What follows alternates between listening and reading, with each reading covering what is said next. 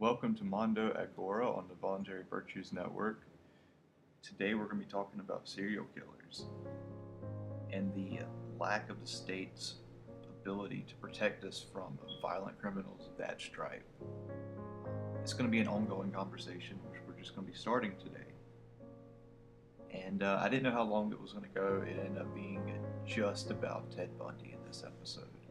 So I hope you enjoy. Thank you.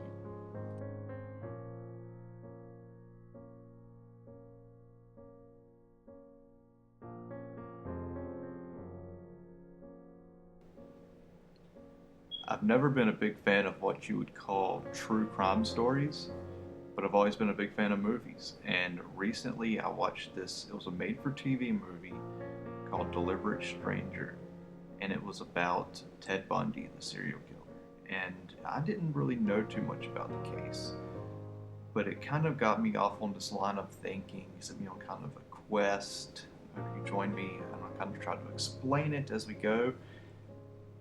I'm not sure how long it's going to last. It may be between 2 to 5 episodes, depending on how long it takes me to go through these.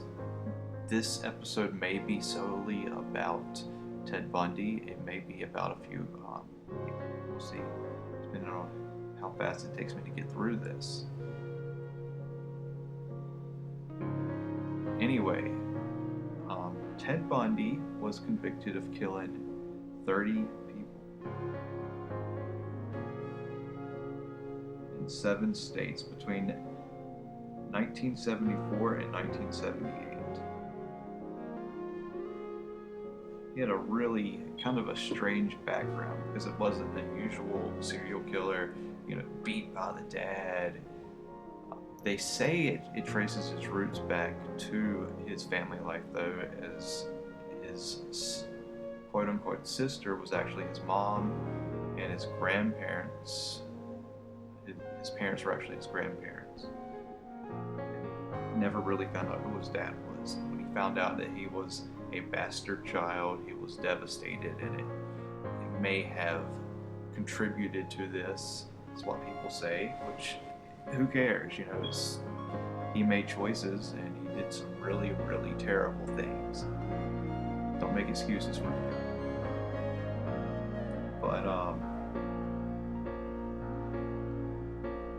yeah, so it kind of starts out where he was kind of a weird guy anyway. In high school, he was a kind of a quiet loner type, but people generally thought he was okay. Apparently they thought he was good looking, but he was quiet. He didn't really do too much. He just kind of hung around in the background of different groups of people. He hung out with several different groups. He was kind of popular in a weird way, but not really outgoing, I guess is the right way to put it. But he was a chameleon as a person. He changed who he was completely. He decided that he wanted to be the popular type, so he kind of changed his whole character, and goes off to college. He meets this girl. He falls madly in love with her. She takes it as kind of a college sweetheart type of situation. She doesn't think that he's very mature and ends up breaking up with him before graduation, and this is devastating to him. This is kind of the point where he goes off the deep end.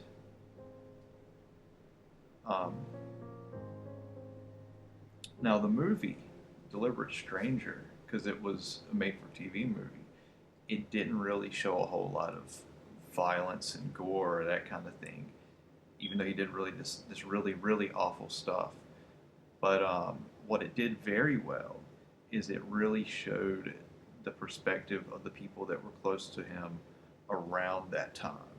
Nobody expected it to be this guy. And because you never saw him do any of the stuff in the movie, you just kind of saw him, he would disappear sometimes, or you'd see him take people away. he used to lure people away, asking them for help. You know, he had a fake cast on his arm, and like, hey, I need you to help me take my canoe down, or put my boat up, or get my bike off the back of my car, or something like that. And he would take him over to the car, hit him on the head, and throw them in the passenger seat, where he just removed the seat so they just kind of fell on the side of the car. Nobody could see them when they're going down the road. He'd just disappear with them. And another favorite way he would get people is he'd pretend to be a cop. So anyway, he after his girlfriend breaks up with him, he changes his character to meet the expectation of the guy that she wants. It's his ultimate plan, and this part is pretty funny, I think, in a kind of grim way. Is he's going to get her back, and the same way that she got him, he's going to make her feel as bad. So he changes his whole character, his whole personality.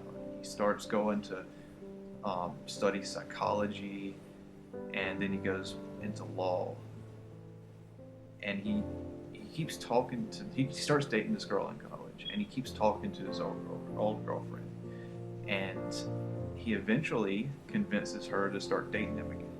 But he doesn't tell the other girl. They don't know about each other, so he's dating both these women. And he gets to the point where he asks his old girlfriend to marry him. And when she agreed, is when he cut off all connections with her, just kind of stopped talking to her, dropped her like a hot potato. And I mean, that's pretty funny.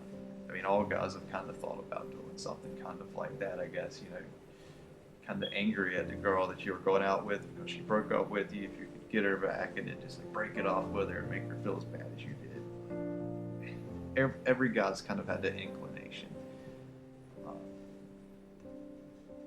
And he actually pulled it off, but he also did some really, really, really terrible things on top of that. And we're going to kind of go into that because his first girlfriend, his original girlfriend from college, first I went to college, she wore her hair a very specific way. It was dark hair, it was parted in the middle, it was long, you know, shoulder length or longer, and that was kind of his type. Most guys, or a lot of guys, they kind of have a type, you know, what they find attractive. They'll repeatedly date girls that have this quality. He used that quality for something a lot more sinister. And he murdered and raped and tormented, you know, 30 plus women across multiple states. And that's one of the reasons it took him so long to catch this guy, because he traveled around a lot. And, you know, a bunch of people were looking for him, but they didn't all know they were all looking for the same guy.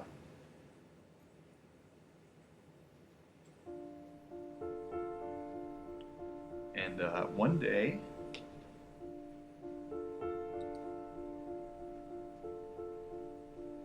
his luck started running out on him. He was driving back through town, through this, I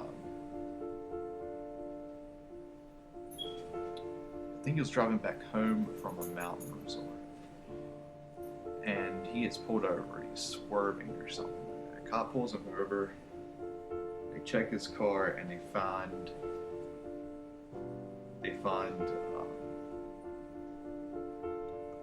a ski mask, a crowbar, gloves. They think it's a robbery kit. So they bring him into the station for questioning. They arrest him for robbery.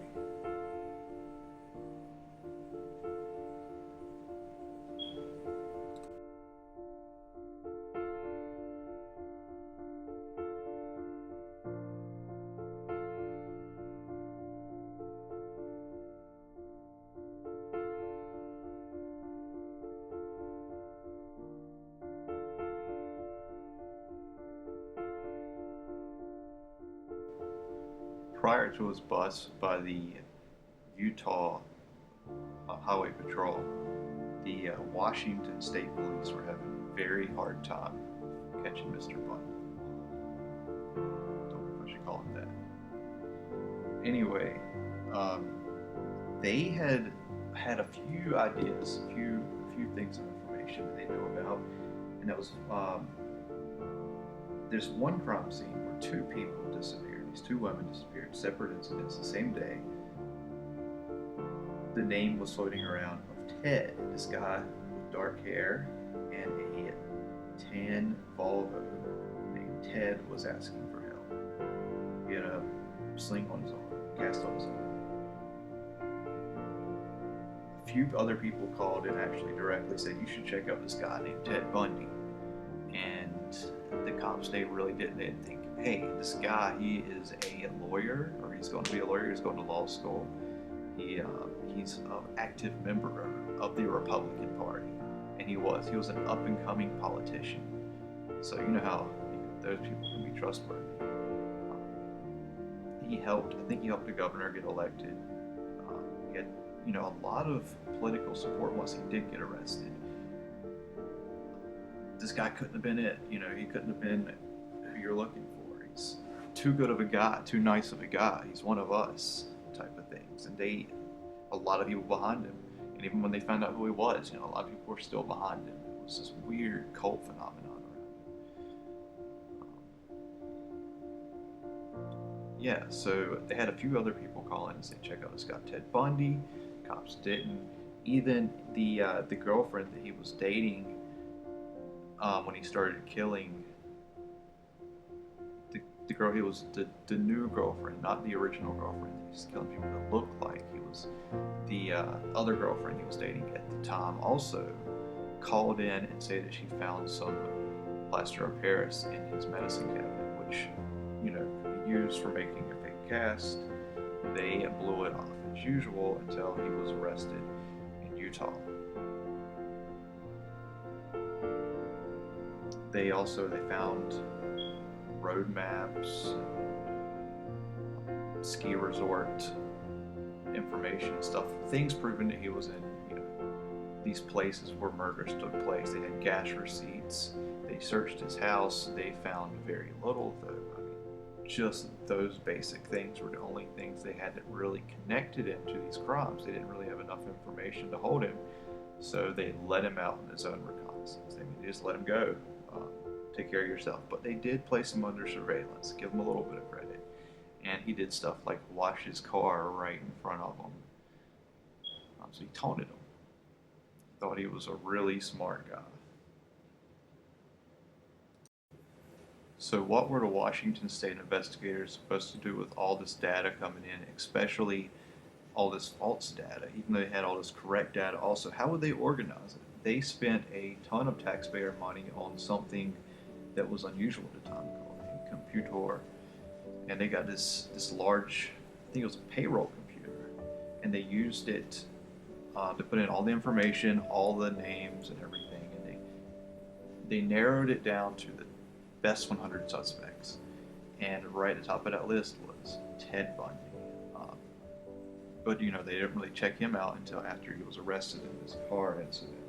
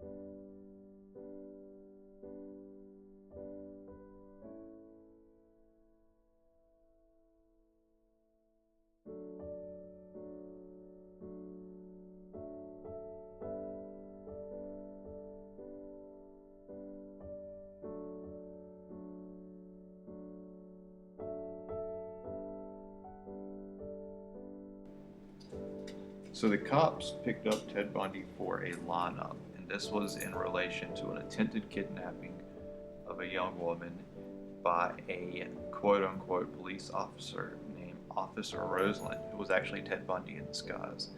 The woman picks Ted Bundy out of a lineup, and agreeing with his lawyer, he pleads out. They arrest him. They throw him. He loses the trial. They throw him in jail for this crime, and he is caught hiding in the bushes with a map and what they call an escape kit. So they throw him in the hole. So maybe this is somebody we should watch out for. So in Aspen, Colorado, he is charged with a murder, and there's really not much evidence. It's almost all circumstantial. He waives his extradition rights, and they send him over there to wait trial there. And he decides to be his own lawyer. He's preparing his own defense, and he goes to the law library they have there at the courthouse. And they leave him there by himself, which is a brilliant idea for an accused murderer and somebody who already looked like they were going to attempt to escape. And he jumps out of a window and escapes. He gets away. He spends the cops spend a few days looking for him, completely embarrassed. He spends a few days hiding in the woods, running around at random almost, eating stolen food from campers, just barely making it. And he stumbles out into the road and steals a car and ends up getting picked up at a traffic roadblock. So they take him back to jail, and before he escaped, there was a good chance that he was actually going to win that trial. He was doing really well as a lawyer. His inexperience, though, made it so he did not recognize that he was about to win, and he was worried, and that's why he escaped. But after he escaped, there's really no doubt in people's minds. This guy is guilty of murder. That's why he escaped. Of course, he hey, I'm innocent, and I tried to escape because I'm innocent. I was, just trying to get away from being accused of such a heinous thing, because it wasn't me. So they put this guy who is obviously a flight risk in prison, still waiting his trial, and he steals a saw blade, like a little wood saw blade from the workshop at the prison, because he should have access to that kind of stuff. Takes it to his cell, and he cuts a small hole in the ceiling, just big enough for him to squeeze through. And at night, he sneaks through, and happens to be when the prison guard who lives there happens to be out at night. He was out, I don't know, doing something on a date or something. It doesn't matter. So he just walks right out that guy's door into the snow, and he's gone. And nobody notices until lunchtime the next day. So, this guy that has tried to escape once before, maybe even twice before, we should probably keep a better eye on him for that. Maybe look in on him in the morning at some point. But, he escapes, and he goes down to Florida, and 2 weeks later, he's starting to kill again. He's gotten back into the groove of walking around looking in people's windows, stealing stuff, and finally he breaks into a sorority house and attacks 4 people. 2 people die before anyone shows up to help. I think 1 dies later. Maybe 1 survives. It's a terrible, terrible scene. He bludgeoned these people to death. He sexually assaulted these women. I think he raped one of them. He was also known, he didn't do it at this time, but he was also known for necrophilia. He was a really disgusting person. And a couple weeks later, he commits his last murder, which was a 12-year-old girl, I think, maybe 14. She was young. He, killed her. And it was just terrible. He took a van, he stole a van from a university, and then he picked this girl up, took her out to the woods, and killed her.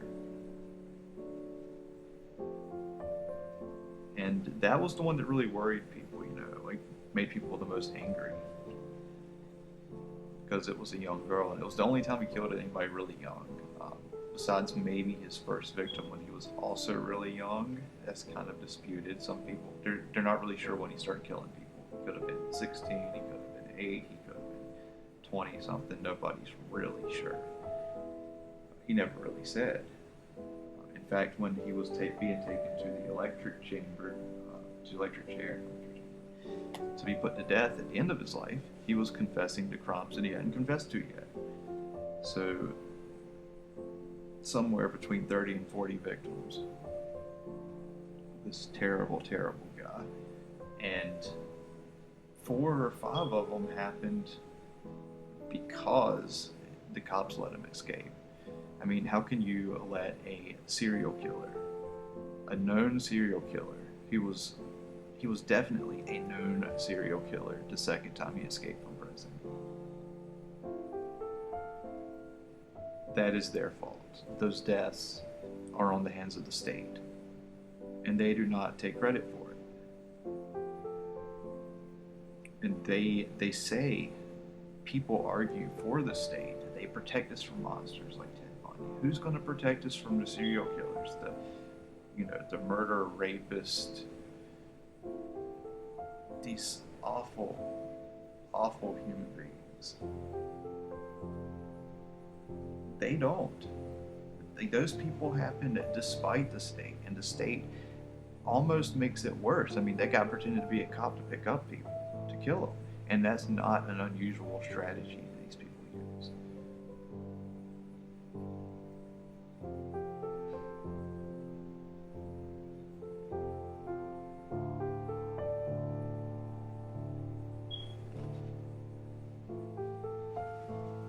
Ted Bundy was an evil, evil man, and he was a politician.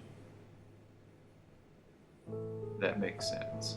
I mean, if he hadn't been caught, he may have become president, who knows. But he was a disgusting, conniving, thieving, murdering rapist. And he doesn't deserve people's attention as far as admiration in any sort of way. Later on, after his arrest, before his death, the Christian right, who he was already associated with, used him to fight pornography.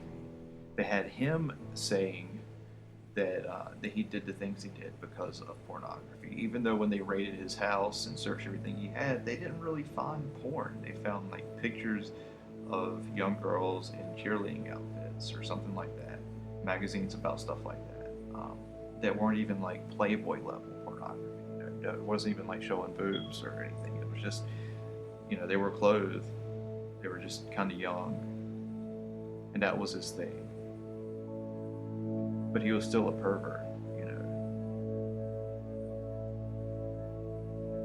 Being a pervert's okay. Can't kill people though. I mean, he was a murdering rapist. It doesn't get much lower than that. He hated women, and women loved him. How does that make sense? I guess this is about all the time I have for today. Next time, maybe we'll get more than one done. I'll probably be covering John Wayne Gacy, who was a Democrat. So check that out.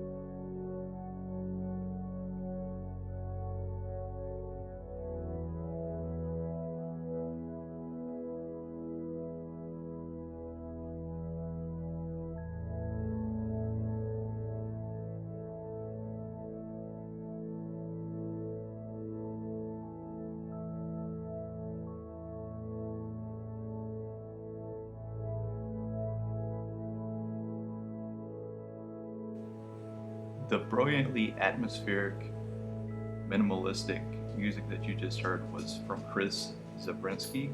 It's from his album, appropriately titled, at least for this episode, Undercover Vampire Policeman.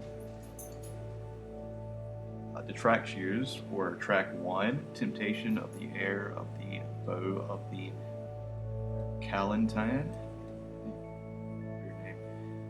Track 4, Nirvana Vivo. Track 2, John Stockton's Slow Drag. Track 6, the kid in 4th grade who really liked the Denver Broncos. And track 7, the Undercover Vampire Policeman. If you like it, go check them out. I'll leave a link in the notes at the bottom of the page. It's pretty cool stuff, and he does some electro type music too. It's really cool. Check him out.